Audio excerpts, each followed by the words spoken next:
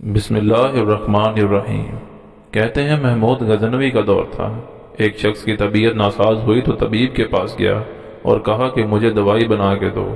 طبیب نے کہا کہ دوائی کے لیے جو چیزیں درکار ہیں سب ہیں سوائے شہد کے۔ اگر تم شہد کہیں سے لا دو تو میں دوائی تیار کیے دیتا ہوں۔ اتفاق سے موسم شہد کا نہیں تھا۔ اس شخص نے حکیم سے ایک ڈبہ لیا اور چلا گیا۔ لوگوں کے دروازے کھٹکھٹانے لگا مگر ہر جگہ مایوسی ہوئی۔ جب مسئلہ حل نہ ہوا تو وہ محمود غزنوی کے دربار میں حاضر ہوا۔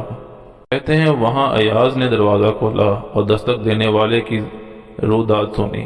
اس نے چھوٹی سی ڈبیا دی اور کہا کہ مجھے اس میں شہد چاہیے۔ ایاز نے کہا کہ آپ تشریف رکھیے، میں بادشاہ سے پوچھ کے بتاتا ہوں۔ ایاز وہ ڈبیا لے کر بادشاہ کے سامنے حاضر ہوا۔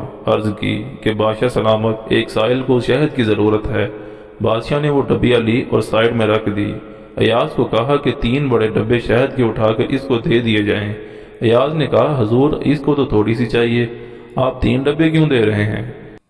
بادشاہ نے ایاز سے کہا وہ مزدور آدمی ہے، اس نے اپنی حیثیت کے مطابق مانگا ہے، ہم بادشاہ ہیں، ہم اپنی حیثیت کے مطابق دیں گے۔